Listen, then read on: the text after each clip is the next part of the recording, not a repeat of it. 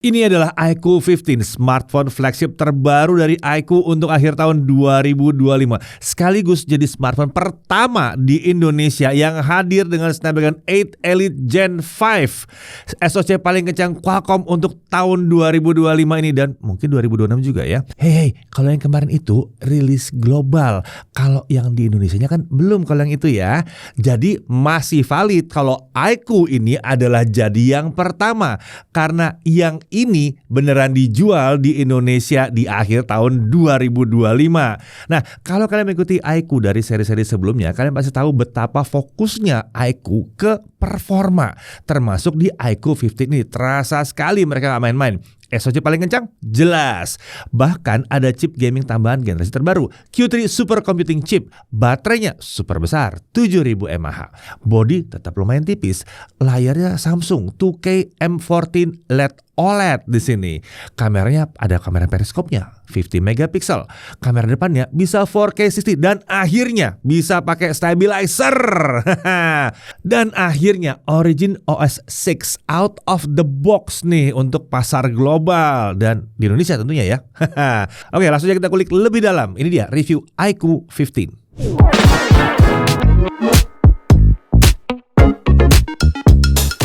Oke, iQOO 15 dari segi penamaan, kalau kalian ikutin iQOO beberapa tahun terakhir pasti sadar kalau iQOO 14 atau 14 itu di skip. Belum ada keterangan resmi kenapa di skip. Mungkin karena angka 4-nya. Nah, yang jelas iQOO 15 adalah penerus dari iQOO 13 yang pernah kita review tahun 2024 yang lalu. Setiap Qualcomm ada rilis SoC baru, iQOO selalu yang paling gercep kalau urusannya untuk pasar Indonesia ya. Jadi kita nggak perlu waktu lama untuk ngerasain smartphone terkencang masa kini. Karena kalau di smartphone lain mungkin baru akan rilis di awal 2026 mungkin ya. Nah, unit yang kami review ini sudah pasti versi retail Indonesia. Bisa kita lihat dari paket penjualannya ya di sini ya. Nah, ini ada unit smartphone dengan screen protector yang sudah terpasang. Anti goresnya ini khusus dari iQOO untuk meminimalkan pantulan cahaya atau glare. Jadi tampilan layarnya bisa lebih jelas ketika di area yang banyak cahaya sekalipun. Nama resminya adalah AR Screen Protector. AR itu anti reflektif ya. Nah, kalau ada kerusakan atau perlu ganti itu bisa langsung aja ganti di service center Vivo dan iQOO di seluruh Indonesia secara gratis ya. Lalu chargernya 100 watt flash charge. Jadi ada chargernya di sini ya. Kemudian tentunya ada kabel USB-C, ada case, ada SIM tray ejector dan paket dokumen. Termasuk standar lengkap ya. Charger, kabel dan case masih ada di sini. Secara tampilan, iQOO 15 hadir dengan dua pilihan warna. Legend pertama ya, ini adalah warna putih dengan aksen racing. Lalu ada Alpha, ini adalah warna hitam elegan yang terlihat lebih minimalis. Kalau yang kita pakai ini adalah yang warnanya Legend. Nah, desain modul kameranya menggunakan bentuk lingkaran besar dengan ring metal yang tegas. Tidak terlalu berbeda dari generasi sebelumnya, tapi sekarang finishing seluruh bodinya terasa lebih premium dan lebih solid lagi. Untuk dimensi 163,7 x 76,8 x 8,1 mm dengan bobot ini nggak bisa dibilang ringan, tapi mengingat baterainya 7000 mAh dan pendinginnya yang besar, ini masih tergolong normal. Nah, kalau lihat dari ketebalan juga lumayan aman ya, nggak terasa terlalu tebal untuk kapasitas baterai yang sebesar ini. Material back covernya dari kaca dan framenya dari metal. Feel gripnya nyaman. Peningkatan yang kami apresiasi adalah sekarang finishing framenya matte, bukan glossy lagi seperti pendahulunya. Jadi nggak gampang meninggalkan bekas sidik jari. IP ratingnya ada IP68 dan IP69. IP69 berarti selain tahan air ya, kalau IP68 tadi bisa kecemplung. Nah, IP69 ini tahan semprotan bertekanan tinggi dengan suhu yang tinggi di kisaran 80 derajat Celcius. Tetap sama seperti biasanya, meskipun tahan air, kami tidak akan menyarankan untuk ngajak smartphone ini berenang, apalagi di air laut. Sekarang kita lihat sisi kanannya. Sini ada tombol power dan tombol volume. Di atas ada mikrofon, grill speaker, dan infrared blaster. Di kiri ini kosong ya. Di bawah ada SIM tray dual SIM. Nah, selain SIM fisik, iQOO 15 juga support eSIM di sini. Lalu ada port USB-C 3.2 di sini. Lalu ada mikrofon dan ada speaker. Nah, untuk speakernya ini stereo dan kali ini iQOO menyertakan fitur tambahan seperti Gaming HyperSense Audio dan External Spatial Audio. Suara speakernya lantang, separasinya bagus, dan untuk gaming, positioning footstep terasa lebih jelas di sini. Beralih ke sisi depan, ini adalah layarnya. iQOO 15 membawa salah satu layar paling canggih tahun ini. iQOO menyebutnya sebagai Samsung 2K M14 LED OLED display, panjangnya namanya ya. iQOO kerjasama dengan Samsung nih mengembangkan teknologi layar terbaru ini. Jadi bukan cuma sekedar pesan layar dari produsen aja, tapi rancangan layarnya juga hasil kerjasama Samsung dengan tim iQOO sendiri. Dan iQOO 15 ini jadi smartphone pertama yang pakai teknologi material OLED terbaru yang satu ini. Yang buat layar ini berbeda adalah teknologi LED OLED yang menghilangkan lapisan polarizer. Menurut iQOO, hasilnya adalah kecerahan lebih tinggi, konsumsi daya lebih rendah, warna lebih natural, efek glare lebih minim, dan lifetime panelnya lebih panjang. Dan ini juga berarti layarnya lebih ringan dan lebih tipis. Nah, untuk dimensi layar sendiri 6,85 inci di sini. Resolusi 3168 x 1440 pixel, refresh rate-nya up to 144 Hz. Touch sampling rate-nya ini multi-finger ya, up to 360 Hz. Instant touch sampling rate-nya itu up to 3200 Hz. Artinya buat main game rhythm, real drum maupun game shooter sekalipun layarnya udah sangat responsif. Brightness diklaim up to 6000 nits dan minimum brightness diklaim bisa nyampe 1 nit.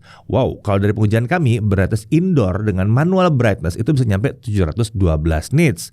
Nah, untuk simulasi outdoor dengan full screen brightness bisa nyampe 1400 nits. Ini udah terang banget. Layar ini juga mendapatkan sertifikasi double eye protection dan diklaim iQOO bebas dari flicker. Untuk color gamut, mode warna yang tersedia ada bright, natural, dan profesional. Untuk bright ini colornya tumpah-tumpah ya. Di CIP3 bisa 100% untuk gamut coverage dan bisa nyampe 130% untuk gamut volumenya. Ini lebih pas buat main game mungkin ya, biar lebih wow aja gitu. Lalu ada natural, 100% DCI-P3 baik untuk coverage dan volumenya. Ini pas untuk nonton film, bahkan kalau mau ngedit-ngedit juga masih lumayan oke di sini ya. Tapi kalau memang kalian mau menampilkannya di layar yang 100% DCI-P3 lagi. Nah, lalu ada profesional, ini 100% sRGB. Nah, kalau ngedit konten yang paling aman sebetulnya adanya di sini. Karena ini akan tampil warnanya cukup keluar di layar tipe apapun. Nah, untuk fitur always on display di sini tersedia dan beneran bisa selalu menyala. Di layar ini juga terdapat ultrasonic 3D fingerprint scanner. Registrasinya cepat dan pengalaman unlocknya juga cepat dan akurat. Nah, lanjut lagi kita ke atas layarnya. Di sini ada earpiece dengan kamera depan 32 megapiksel. Sensornya namanya Galaxy Core. Tipenya adalah GC32E1. Saat lihat detail sensornya kami kira ini buatan Samsung. Ternyata ada produsen sensor kamera di China yang namanya memang Galaxy Core gitu ya. Ada aja nih ya. Nah, ini adalah kamera fixed focus, bukannya f2.2. Perekaman videonya up to 4K 60 fps. Beralih ke sisi belakang, untuk kameranya sendiri terdiri dari 50 megapiksel main kamera. Ini pakai Sony IMX921. Ukurannya ini yang 1/1,56 inci. Bukannya f1.9. Autofocus pakai optical image stabilizer. Perekaman video up to 8K 30 fps dan 4K 60 fps juga bisa di sini. Lalu ada 50 megapiksel ultra wide kamera. Sensornya pakai ISOCELL GN1. Bukannya f2.05. Lumayan lebar ya. Ini udah autofocus. Field of view-nya 107 derajat. Untuk perekaman video tuh up to 4K 60 fps. Kemudian ada 50 megapiksel periscope telefoto 3x optical zoom. Sensornya Sony lagi IMX882 dan ukuran sensornya di 1/1,95 inci. Bukannya f2.65, lumayan lebar, autofocus, optical image stabilizer dan perekaman video up to 4K 60 fps juga. Nah, untuk fitur ekstra kameranya ada banyak ya. Kalian bisa lihat di menu kamera berikutnya. Tapi tentunya jangan berharap bisa selengkap Vivo yang X series. Ini iQOO, jadi wajar kalau ada fitur-fitur yang berbeda di sini. Nah, yang menarik adalah iQOO memasukkan fitur CIPA 4.0 sampai 4.5 stabilization serta self-developed origin imaging engine yang meningkatkan dynamic range dan akurasi warna. Buat yang kenal, CIPA atau CIPA ini adalah Camera and Imaging Products Association, lembaga yang memang spesialis di pengujian kamera termasuk stabilizer kamera. Nah, mereka sudah menjadi sebuah standar di industri. Jadi stabilizer iQOO ini sudah diuji oleh spesialisnya langsung. Nah, transi kamera antar lensa dijanjikan juga sangat halus di sini. Detail hasil foto dan videonya tentunya akan kita bahas di bagian tes kamera nanti ya. Nah, selain modul kamera, di ring kamera ini juga ada lampu RGB yang berguna sebagai hiasan dan untuk notifikasi juga. Tentunya ini bisa diatur sesuai selera lewat menu settings. Nah, untuk spek internalnya SoC-nya pakai Qualcomm Snapdragon 8 Elite Gen 5. Ini adalah SoC kelas flagship terbaru dari Qualcomm yang baru diluncurkan tahun 2025 ini. SoC ini pakai teknologi fabrikasi 3 nanometer dari TSMC. Yang satu ini diperkenalkannya oleh Qualcomm di Snapdragon Summit di akhir September. Hanya sekitar 2 bulan aja sudah hadir smartphone resminya di Indonesia lewat iQOO 15 ini. Nah, selain SoC utama, iQOO 15 ini juga dilengkapi dengan Q3 Supercomputing Chip. Chip ini didesain khusus untuk Ray Tracing Engine atau RT-Core, Super Resolution and Super Frame Interpolation atau DA-Core, lalu ada AI Neural Engine atau AI Core, dan Game Research Algorithm dari iQOO. Menurut iQOO, dengan chip ini hasilnya adalah satu, peningkatan kualitas grafis game seperti efek ray tracing panoramik, lighting dan shadow yang lebih realistis, dan efek global illumination. Kemudian kedua ada peningkatan frame rate, bisa mengubah 60 fps jadi 120 fps, 120 fps jadi 144 fps. Dengan catatan ini tergantung gamenya support atau tidak. Kemudian efisiensi, ini juga mengurangi beban kerja dari GPU, menurunkan temperatur, menjaga kestabilan fps untuk sesi gaming yang panjang. Kemudian sih lebih banyak game yang kompatibel. iQOO mengklaim dukungan Q3 chip ini lebih luas dibandingkan generasi sebelumnya. Nanti kita lihat ini lebih lanjut di pengujian gamingnya ya. Lanjut untuk spesifikasinya, RAM ini pakai 16 GB LPDDR5X, storage-nya 512 GB UFS 4.1. Ada varian lain juga yang RAM-nya 16 GB dengan storage 1 TB kalau mau penyimpanan yang maksimal. Atau kalau mau yang lebih terjangkau, ada yang RAM-nya 12 GB dengan storage 256 GB. Nah, RAM LPDDR5X yang ada di versi 1 TB itu bahkan disebut memiliki bandwidth yang lebih tinggi.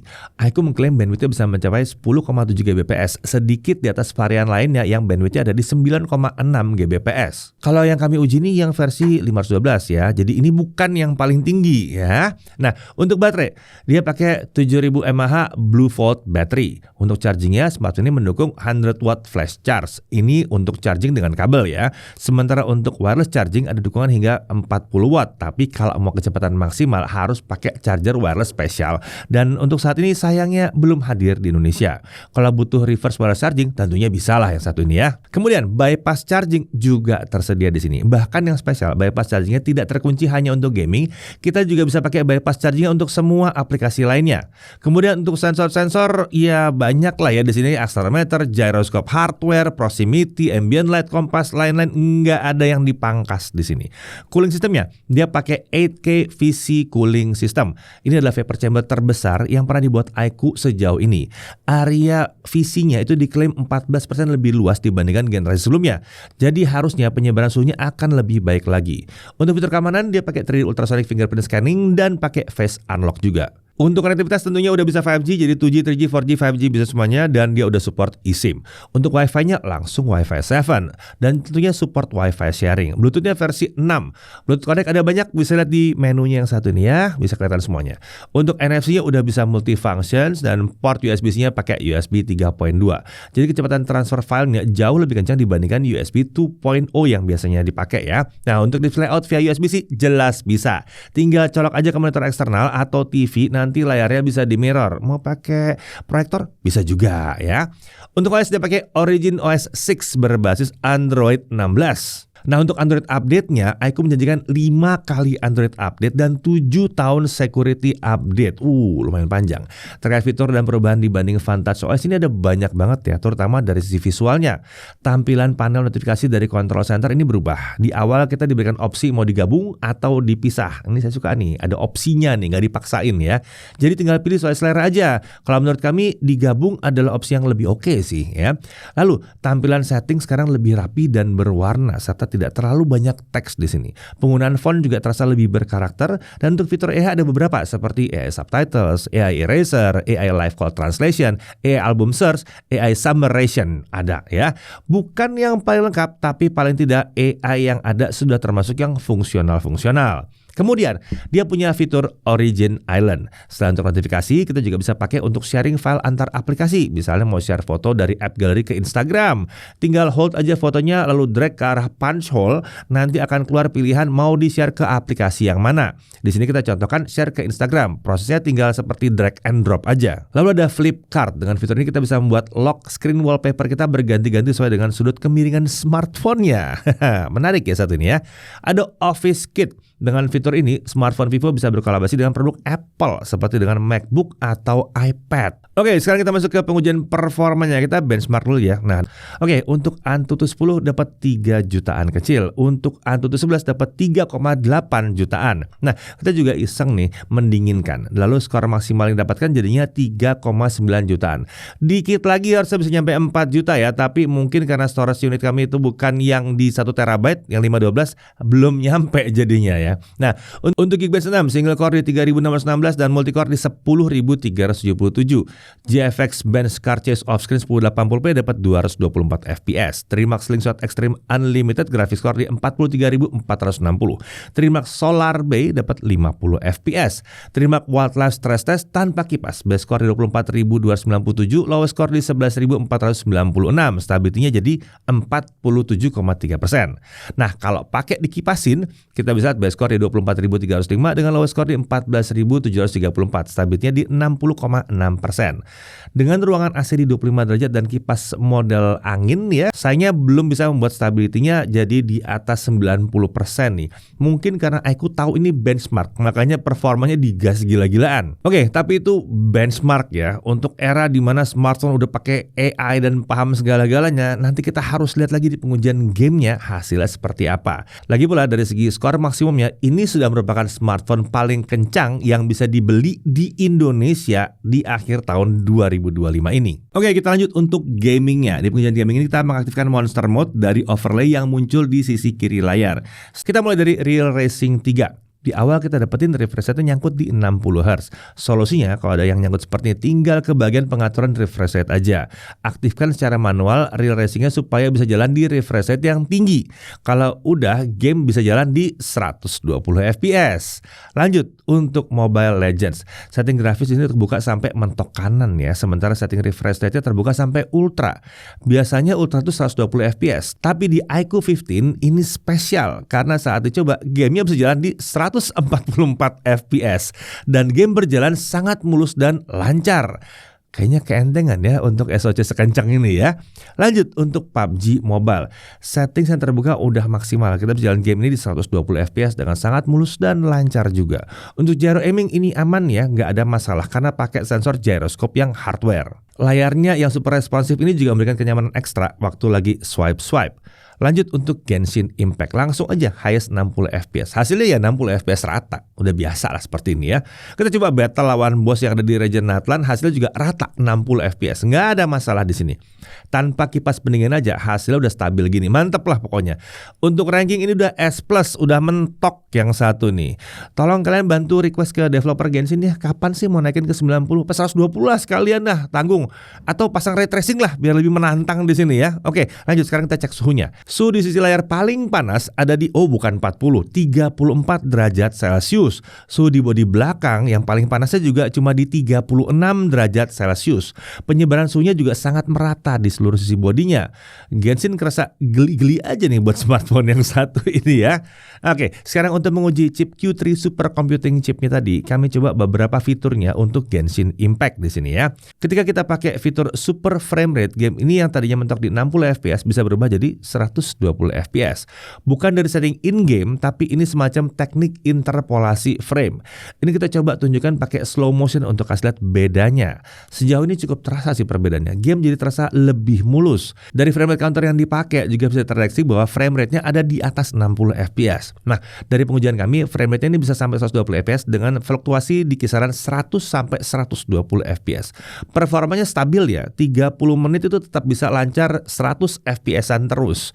Dari segi suhu, untungnya juga aman. Dengan mode 120 fps ini, selama setengah jam pengujian, suhu layar itu ada di kisaran 37 derajat Celcius dan bodi belakang itu masih di 40 derajat Celcius. Oke, terkait Q3 chip ini, beberapa SKB ada di sini ya, sebaiknya dipelajari terlebih dahulu. Fitur-fitur di menu Q3 chip ini mengharuskan setting Genshin diturunkan terlebih dahulu ke high ya. Jadi kita belum bisa pakai fitur-fitur gaming ini dengan setting highest. Kalau diperhatikan, mekanisme fitur Q3 chip ini agak mirip seperti DLSS pada GPU Nvidia. Tapi sayangnya selain super frame rate, peningkatan visual lainnya belum terasa signifikan sih menurut kami. Oh ya, by the way, terlepas dari hasil pengujiannya, sadarkan kalian bahwa Genshin Impact tadi dites tidak pakai pakai kipas sama sekali. Oke, kita lanjut ke Wuthering Wave. Setting preset di quality ini adalah setting preset tertinggi dan setting FPS kita style ke 60. Hasilnya ini mulus lancar di 60 FPS rata. Mau battle yang hardcore sekalipun itu nggak ada masalah. Suhu cenderung lebih tinggi dari Genshin. Selama setengah jam pengujian, layar terpanas di tetap nggak nyampe 38 derajat Celcius. Dan bodi belakangnya di 36 derajat Celcius aja. Meskipun demikian, ini masih tergolong adem ya sebetulnya ya. Wuthering Waves buat iQOO 15 terasa geli-geli aja di sini. Enaknya kalau nguji flagship memang gini nih, semua lancar. Kalau sampai ada game yang nggak lancar di SoC terkencang seperti ini, kemungkinan besar ada yang salah di game developernya. Oke, sekarang kita lanjut aja ke pengujian kameranya. Oke, di tangan saya kali ini sudah ada iQOO 15, langsung aja kita cobain kameranya. Yang pertama, saya mau cari tahu kemampuan mikrofonnya. Suara yang lagi kalian dengar sekarang adalah suara langsung dari mikrofonnya iQOO 15. Gimana suaranya teman-teman? Udah cukup bagus belum? Kalau menurut saya pribadi, kualitas mikrofonnya ini udah standar flagship lah. Untuk video sehari-hari atau vlogging santai mah ini udah cukup. Cuman kalau memang untuk vloggingnya serius, mikrofon eksternal tuh wajib ya. Ngomongin mikrofon eksternal, asiknya di sini itu ada indikator mikrofonnya ya, sumber suaranya dari mana. Jadi kita akan lebih yakin kalau lagi pakai mikrofon wireless gitu, itu suaranya benar dari mikrofonnya. Soalnya nggak semua smartphone bisa ada indikator seperti ini loh. Kadang-kadang kalau pas lagi kita colok mikrofon eksternal ternyata tau-tau nggak masuk suaranya. Kalau di sini aman ya. Oke, sekarang kita bahas kamera depannya. Kita mulai dari kualitas videonya dulu. Di kondisi cahaya yang bagus, dari segi detail dan ketajaman, tergolong udah oke. Sayangnya kami menemukan masalah di tone warnanya nih, yang kurang konsisten. Ini perbandingan warna kulit di 4K 30 fps dengan 4K 60 fps. Di 30 fps, warna kulit terlalu merah menurut kami, sedangkan di 60 fps terlalu kuning. Dynamic range kurang oke, area gelap bisa terekspos dengan baik, tapi area terangnya terlihat overexpose. Mau di 30 fps atau 60 fps hasilnya mirip-mirip aja. Upgrade terbesar dari kamera depannya itu ada di stabilizernya. Saat kita tes di 4K 30 fps, videonya bisa stabil. Kemudian saat kita coba di 4K 60 fps, videonya bisa stabil, tapi level kestabilannya belum sebaik di 4K 30 fps. Tapi jika kita bandingkan dengan kamera depan iQOO 13 tahun lalu, ya jauh banget lah ya. Yang dulu mah nggak dikasih EIS sama sekali, gempa parah yang dulu. Yang sekarang udah jauh lebih baik. Lanjut ke kamera utamanya, kualitas videonya di kondisi cahaya yang bagus, hasilnya udah oke, nggak ada masalah. Tapi kami menemukan masalah dari segi skin tone lagi nih. Di beberapa situasi, kami merasa skin tone-nya jadi terlalu merah. Semoga ini bisa diperbaiki oleh iQOO. Dynamic range aman, sisi gelap terang bisa diekspos dengan cukup baik. Stabilizer juga aman di 4K 60 fps, bisa rapi stabilizernya. Tapi saat kita coba di 8K 30 fps, bisa kami bilang stabilizernya itu belum seoptimal di 4K. Lanjut ke kamera ultrawide-nya. Kamera ultrawide-nya punya kualitas yang oke juga ya. Dari segi detail, ketajaman, saya nggak ada protes. Masalah yang saya temukan mirip seperti kamera utamanya. Entah kenapa di beberapa situasi skin tone-nya terlalu merah. Dari segi stabilizer, untungnya masih lumayan oke. Kita sudah coba hingga 4K 60 fps, stabilizernya berjalan dengan aman. Next, telefotonya. Nah, akhirnya nih, telefoto periskopnya balik lagi. Dulu kan di iQOO 12, telenya mantep, iQOO 13, telenya downgrade, sekarang iQOO 15 balik lagi periskopnya. Kualitasnya luar biasa, detail mantep, ketajaman oke, dan skin tone-nya beres kalau di kamera telenya ini. Nggak kemerahan seperti di kamera lainnya yang tadi. Dari segi stabilizer, wajar kalau belum stabil-stabil banget, telefotonya memang sulit untuk bisa sebaik kamera utamanya. Overall, kemampuan stabilizernya menurut saya baru mantep di kamera utamanya aja. Mungkin sertifikasi chipanya memang untuk kamera utamanya doang kali ya, kamera lainnya mungkin belum. Untuk pengalaman multikameranya saat pindah kamera seperti ini, menurut saya sudah tergolong mulus. Di mode foto, transisi kameranya seperti ini. Di mode video, transisi kameranya seperti ini. Yang ini kita coba di 4K 30 fps. Kita juga udah coba di 4K 60 fps dan sepertinya animasinya masih terlalu cepat ya. Harusnya bisa dibuat lebih agak santai. Dari segi konsistensi warna, ini masih jadi PR sih buat iQOO. Bisa kita lihat kan, skin tone antar kamera bisa beda. Ultrawide sama kamera utamanya kemerahan, telenya beres. Sekarang kita cek kondisi low light. Untuk kamera depan, kualitasnya jangan terlalu diharapkan ya. Ini bukan level kamera depan kelas flagship. Di 60 fps lebih nggak pas lagi untuk low light. Jadi kalau mau pakai kamera depannya, kalau bisa di tempat yang banyak cahaya aja. Untuk kamera utamanya seperti ini, sejujurnya ini agak di bawah harapan kami sih untuk kelas flagship. Meskipun sensornya Sony IMX9 series, tapi ini belum terbilang sensor yang besar. Di iQOO 15 ini gambarnya terasa soft dan noisy, tapi dari segi positifnya gambar masih bisa terang. 4K 60 fps sekalipun gambar juga masih bisa terang. Untuk 8K 30 fps, gambarnya jadi lebih gelap ya di sini. Belum seoptimal 4K untuk low light. Setelah menguji flagship modern masa kini, sepertinya ini hal yang wajar ya. Dari segi stabilizer aman, jitternya minim, videonya tergolong rapi selama kita rekam di 4K. Di 8K, saat dibawa jalan stabilizernya belum sebaik di 4K. Untuk kamera ultrawide-nya hasilnya seperti ini ya. Sejujurnya ini masih agak di bawah harapan juga. Gambarnya terasa noisy dan udah agak soft gitu. Detailnya seperti kurang keangkat.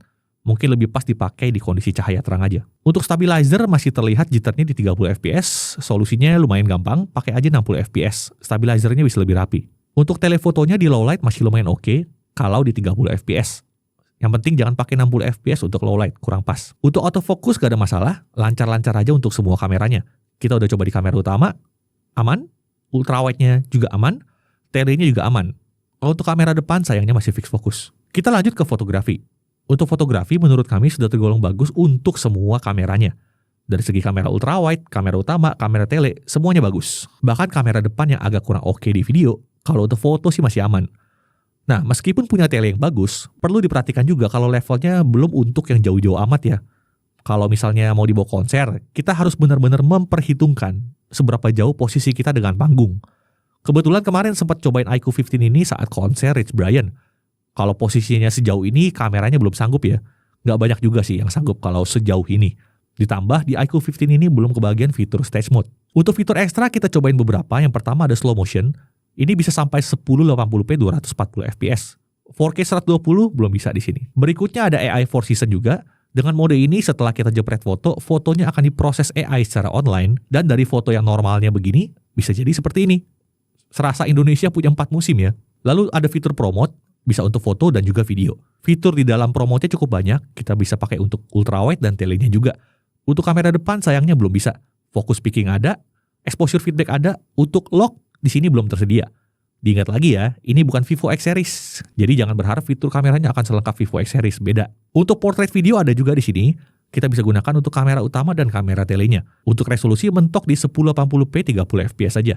Belum bisa 4K dan 60 fps juga belum bisa. Oke, jadi itu ya lab test kamera jagat untuk iQOO 15. Kalau ditanya apa yang kurang atau perlu diperbaiki, menurut saya sih ada beberapa ya. Yang pertama itu tuning warna di perekaman video. Semoga bisa diperbaiki. Lalu video kamera depan saat low light, ya kayaknya ini sih udah keterbatasan sensor ya. Nggak bisa ngarep update kalau ini. Lalu dari mid-range video kamera depan juga belum oke di sini. Dari segi kelebihannya, yang kami suka itu kamera telenya upgrade signifikan. Lalu kamera depannya akhirnya dikasih EIS. Nice. Kemudian fitur ekstra kameranya juga termasuk banyak. Hasil fotonya bisa diandalkan untuk berbagai situasi. Kamera ultrawide-nya autofocus dan bisa 4K 60 untuk semua kameranya. Untuk kesimpulannya, meskipun upgrade kameranya signifikan, kita tetap tidak bisa bilang kameranya itu setara dengan Vivo X Series. Beda banget lah. Terasa sekali kameranya iQOO ini sengaja dibuat cukup bagus aja. Kan brandingnya iQOO di performa kan, bukan kamera. Kalau mau kamera luar biasa ya ambilnya Vivo X Series dong. Nah, untuk pengguna iQOO 13, upgrade kameranya signifikan dari kamera depan dan kamera telenya. Jadi kalian tinggal lihat aja keterbatasan dan kelebihan dari kameranya ini. Pastikan saja sudah cocok untuk kalian atau belum. Sekian pengujian kameranya iQOO 15, kita lanjut lagi ke pembahasan berikutnya. Oke, kita lanjut lagi sekarang, kita uji daya tahan baterainya. Dengan YouTube Local Video Playback 1080p resolusinya, baterai baru habis setelah 32 jam 36 menit. Ini hasil yang bagus banget, tapi kami berharap bisa sedikit lebih panjang lagi, lebih lama lagi. Karena ini baterai 7.000 loh, ini bukan yang 6.500. Lanjut, untuk YouTube streaming 1080p selama 1 jam, ya pengujiannya berubah jadi 1 jam bukan 30 menit lagi. Baterai berkurang hanya 3%. Mainan TikTok selama 1 jam, lagi-lagi 1 jam bukan 30 menit seperti biasanya, baterai berkurang hanya 4%. Genshin Impact 30 menit, highest 60 fps, baterai berkurang hanya 6% saja, biasanya belasan persen. Ya, kemampuan baterainya ini termasuk yang oke untuk kelas flagship. Nah, untuk charging, untuk mencapai 50% kita butuh waktu 27 menit. Dari kosong sampai penuh butuh waktu 56 menit. Untuk kapasitas baterainya ini sudah tergolong kenceng loh sebetulnya ya. Lanjut untuk pengujian lainnya. Netflix tentunya udah Wideview L1, support streaming sampai Full HD, dukungan untuk HDR10, Dolby Vision dan AV1 ada di sini. Untuk YouTube streaming udah sampai resolusi 4K 60 fps dan support HDR. Streaming juga mulus, nggak ada patah-patah di sini. Haptic feedbacknya, smartphone ini pakai Max Dual Axis Vibration. Dipakai untuk ngetik, navigasi untuk kamera, haptiknya terasa sangat empuk, presisi dan nyaman banget. Dalam skenario gaming, haptiknya juga bisa dipakai nih. Misalnya untuk game PUBG, ketika kita kena tembak dari kiri, kita akan merasakan haptik dari sisi kiri layar. Jadi bisa dinamis mengikuti dari berbagai arah. Mantep ya. Oke, kita langsung aja masuk ke harganya. Untuk varian 12256 itu harga awalnya ada di 12.999.000. Sementara untuk yang 16512 seperti yang kami uji ini ada di 13.999.000. Ini kayaknya sweet spotnya ya. Lalu kalau kita naik ke 16 1 terabyte harganya jadi 15.999.000. Nah, selama periode PO ada promo menarik nih ya, seperti ada bank cashback up to 1,9 juta. Lalu ada free iQOO TWS One ya, seharga 499.000. Ada extended warranty dari 12 bulan jadi 24 bulan totalnya. Jadi 2 tahun garansinya ya. Screen warranty-nya juga ada sampai 6 bulan. Mantap. Oke, kita langsung aja masuk dalam hal yang perlu diperhatikan. Pertama, kualitas kameranya sudah meningkat signifikan dibandingkan pendahulunya. Tapi ya atas nama segmentasi kali ya. Kalian jangan berharap kameranya akan mengalahkan Vivo X Series karena beda segmentasinya ya. Lalu harganya ternyata naik lumayan jauh ya, sekitar 3 juta dibandingkan pendahulunya. Tapi kita juga perlu melihat peningkatannya ya. Baterai upgrade, SoC upgrade. Dan ini kan pakai 8 Elite Gen 5 yang kabarnya memang harganya tinggi yang satu ini ya. Lalu kameranya upgrade signifikan, OS baru, layar lebih canggih. Jadi kenaikan harganya itu masih diimbangi dengan peningkatan yang signifikan. Dan jangan lupa, saat video ini dibuat, harga RAM dan storage juga lagi naik gila-gilaan. Jadi memang ini fenomena industri yang berdampaknya kemana-mana ya. Nah kemudian kami sedikit berharap bodinya bisa dibuat lebih ringan lagi. Tujuannya supaya saat main game lama-lama tuh gak cepat pegel aja. Frame-nya tuh udah bisa tahan lama, suhu juga udah adem walaupun dimainkan lama-lama. Tapi kalau tangan kita pegel jadi gak betah juga main lama-lama kan. Kemudian fitur Origin OS 6 Global yang satu ini belum selengkap Origin OS yang di China. Entah disengaja atau hanya butuh update, itu belum ada kepastian. Semoga tidak ada treatment YCCA. Lalu untuk kebutuhan gaming, sayangnya iQOO 15 ini belum dilengkapi dengan trigger button atau shoulder button atau ya apalah namanya itu ya, tombol ekstra yang seperti L1 R1 itu. Kemudian iQOO belum menghadirkan FPS counter dalam bentuk floating window. Kalau kita buka overlay game toolsnya itu baru ada info GPU, CPU dan FPS saja. Terkesan sepele, tapi untuk smartphone yang menjual performa seperti ini, rasanya sih kalau dilengkapi lebih asik lagi. Ini ibarat mobil sport tapi speedometernya tuh kurang lengkap aja gitu ya. Nah, harusnya ini bukan hal yang sulit lah buat iQOO. Semoga segera bisa diimplementasi ya. Nah, dari sisi kelebihannya, performanya ini terkencang untuk smartphone yang dirilis resmi di Indonesia tahun 2025. Performanya juga stabil dan adem untuk game berat sekalipun. Fitur kameranya termasuk banyak walaupun iQOO tuh sebetulnya harusnya tidak begitu fokus ke kamera. RAM dan storage-nya besar, bahkan iQOO berani menghadirkan yang 1 terabyte ke Indonesia. Desainnya juga elegan, ini nggak yang norak berlebihan gitu, enggak sama sekali ini ya, elegan di sini. Layarnya udah pakai yang LED OLED 144 Hz, gue kayak orang Sunda ya, LED OLED gitu ya. Tapi emang LED itu harusnya bacanya LED OLED jadinya ya. Kualitas layarnya juga luar biasa, tajam dan sangat terang di sini. Dia juga udah punya 3D ultrasonic fingerprint scanner. Baterainya tergolong awet di sini ya. Sadis 30-an jam kan. Charging kencang. Charger masih ada dalam box. Dia support wireless charging 40 watt. Support bypass charging untuk berbagai skenario. Nggak hanya untuk gaming. Kayaknya lucu nih kalau buat dibikin sekali-sekali kita syuting video pakai bypass charging. Biar nggak panas tuh ya. Lalu punya IP68 dan IP69 lengkap lah ya. Dan Origin OS-nya ini fresh. Fitur-fiturnya juga unik. Update OS 5 kali, 7 tahun security patch itu udah cukup panjang. Fitur AI juga sudah tersedia di sini. Speaker udah stereo. Dia udah support eSIM juga. Port USB-nya udah USB-C 3.2 sekarang. Udah bukan 2.0. Jadi support display output. Infrared buster juga ada. Konektivitasnya juga terkini. Jadi pertanyaannya, smartphone ini cocoknya untuk siapa? Jelas, yang satu ini cocok buat siapapun yang lagi nyari smartphone kelas flagship dan spesifik nyarinya Snapdragon terkini. Iya, sampai saat video ini dibuat iQOO adalah yang pertama menjual smartphone dengan Snapdragon 8 Elite Gen 5 di Indonesia. Meskipun iQOO ini brandingnya fokus di performa, tapi kami melihat bahwa smartphone ini sebagai smartphone all-rounder karena kemampuan lainnya juga bagus, termasuk kamera juga udah oke. Namanya satu keluarga ya, masa nggak kebagian resep Vivo soal kamera? Paling nggak dapat sebagian lah ya.